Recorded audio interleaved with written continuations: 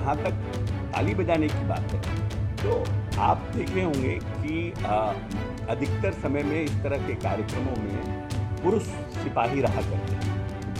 पहली बार पूरे उसमें जो सलामी हो रहा था, शहादत सलामी जो दिया जा रहा था, शोक सलामी, उसमें महिलाएं सिपाही थी और पूरे वर्दी में थी। मुख्यमंत्री ने जब सायरन खत्म हुआ और क्योंकि मैं खुद वहाँ उपस्थित था, तो महिलाओं जो सिपाही जो सलामी दे रही थी उनको देखकर, और महिला सशक्तिकरण के लिए, क्योंकि बिहार पूरे देश में अव्वल है, पुलिस फोर्स में आधी आबादी को हम आरक्षण देंगे, तो उनको देख करके उन्होंने ताली बजाई। नीतीश कुमार एक बड़े नेता है और नीतीश कुमार ने अपने काम से इस प्रदेश की जनता में दिल में जगह बनाया है। और जहां तक ताली बजाने की बात है, तो आप देखे होंगे कि अधिकतर समय में इस तरह के कार्यक्रमों में पुरुष सिपाही रहा करते हैं।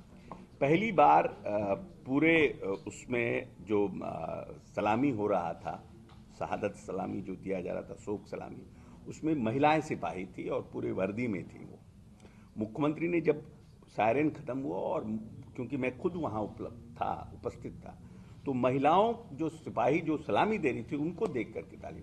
क्योंकि अगर आप महात्मा गांधी की पूरी जीवनी देखिए, तो महात्मा गांधी जो दलितों के प्रति उनका क्या प्रेम था, कैसे हम आधी आबादी को सशक्त करें, उन पर क्या प्रेम था, क्या बापू ने बोला है, हम पंचायती राज व्यवस्था को कैसे सुदृढ़ करें, उस पर उन्होंने क्या कहा है। तो क्या इन तीजों तीज जिसको बापू ने कहा है, शराबबंदी के बारे में बापू ने क्या कहा है, तो नीतीश कुमार ने तो सब चीज़ों को इनकॉर्पोरेट किया है अपने कार्यकाल में, नियम कानून बना करके।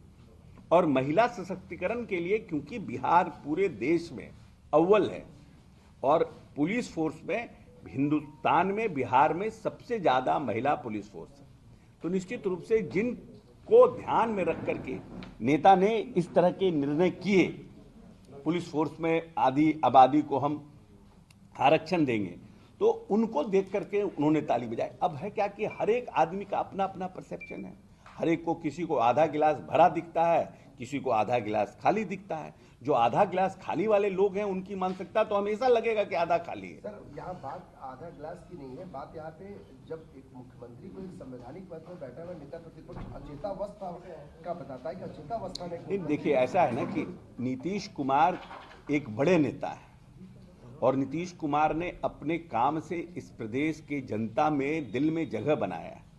ये लोग का एक ही इस चुनाव में है कि नीतीश कुमार को आप काम के ऊपर घेर नहीं सकते हैं।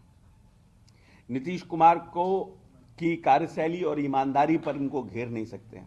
तो अब आप ये लोग कहते हैं, चाहे वो एक नए नेता उभरे हैं, पीला पीला गमछा लगा के घूमते हैं, और एक तेजस्वी यादव जी हैं नेता भी, तो इनका काम ही है, बहुत दिन से डेढ़ दो साल से कह रहे हैं यही बात कि नीतीश जी को 4 लोग घेरे हुए हैं, नीतीश जी को 5 पदाधिकारी चलाते हैं, नीतीश जी ऐसे कहते हैं, नीतीश जी ऐसे, तो कोई नया। बट नीतीश जी को आप जाकर देखिए, अगर आप पत्रकार लोग कोई हैं तो नीतीश जी के साथ नीतीश जी के कार्यक्रम में जाइए, देखिए कैसे वो कंडक्ट पूरी प्रगति यात्रा को करते हैं, कहाँ कहाँ जाते हैं, किस तरह से लोगों से मिलते हैं, किस तरह से जो हमारे खेल के मैदान हर पंचायत में मनरेगा से बन रहे हैं, वहाँ बच्चों से कैसे इंटरेक्ट करते हैं। मानते हैं आपकी इमेज को डैमेज करने की कोशिश की? नहीं, इमेज को, ये क्या है मैं डैमेज, जिनका अपना खुद का इमेज है कुछ नहीं है, दूसरे के इमेज को डैमेज करके कितना लेके नीचे जाएंगे। जो लोग जीवन भर क्या नाम है,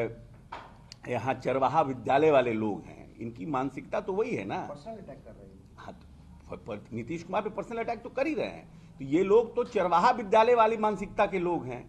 इनके समय में प्रगति यात्रा थोड़ी होती थी, विकास यात्रा थोड़ी होती थी।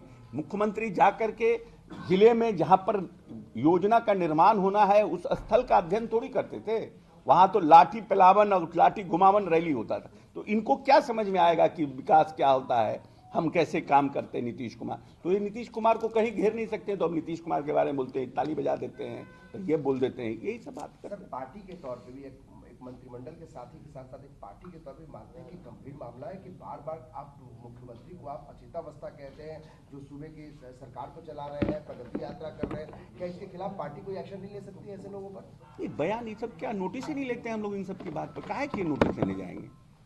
हम लोग ये सब चीज़ों पे नोटिस ही नहीं लेते हैं। बोलने दीजिए, जनता को निर्णय करना है कि कौन मेरा नेता है, कौन मेरी चिंता करता है। परसेप्शन तो खराब कर क्यों पब्लिक देखेगा ना हमारे किसी के बोलने पर। अब आज हम क्या नाम है, डोनाल्ड ट्रंप पर बोलते रहे तो क्या फर्क पड़ना है, बोल लेते रहिए। पब्लिक देखता है ना कि कौन काम क्या कर रहा है।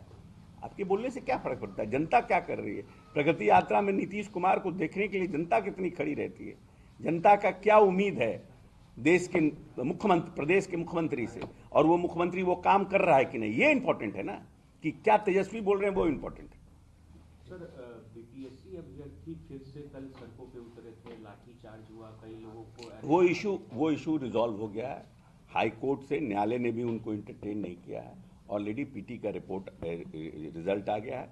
अब हम 10-5 जो लोग हैं, 2000-4000 लोग हैं, उनकी चिंता नहीं कर रहे हैं। जो लोग ने पीटी दिया है, जहां पर गड़बड़ी हुई थी या जहां पर गड़बड़ी की शिकायत थी, वहां पर हम लोगों ने री एग्जाम किया है। ऑलरेडी रिजल्ट आ गया है। जो लोगों की बहाली होगी बीपीएससी अपना निर्णय करेगा। वो प्रशासन ये कह रही है कि कुछ लोग जो है वो अंदर से उकसा रहे हैं बच्चों को, छात्रों को। क्या मानते हैं कि इस तरह की जांच होनी चाहिए? हो सकता है कुछ पॉलिटिकल माइलेज लेने के लिए कुछ लोग कर रहे होंगे। देखिए, क्योंकि नीतीश कुमार जी ने कह दिया है कि हम 10 लाख नहीं, हम 12 लाख नौकरी देंगे, और उस पर सरकार काम कर रही है। चाहे बीपीएससी हो, टेक्निकल एग्जामिनेशन हो, जेई की बहाली हो। अभी हमारे यहाँ 4 तारीख को लगभग 7-7.5 हजार जेई।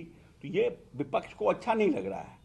तो हर एक विपक्ष के लोग जो है ना कहीं डिस्टर्बेंस पैदा करना चाह रहे हैं, कुछ लोगों को खड़ा करके कि किसी तरह से इन लोगों की, जो लोग कॉम्पिटेंट हैं, जो लोग की बहाली हो रही है, उसको डिले किया जाए, उसको लेट किया जाए। और बीपीएससी की जो इस बार बहाली हो रही है उसमें बहुत अच्छा वैकेंसी है, बड़ा वैकेंसी है, तो इसको इंस्टॉल करना चाहते हैं। ये हो सकता है, हमारा कोई इस पर जानकारी नहीं है, लेकिन जो आपने प्रश्न किया तो ये भी संभव है, कुछ लोग कर रहे हों।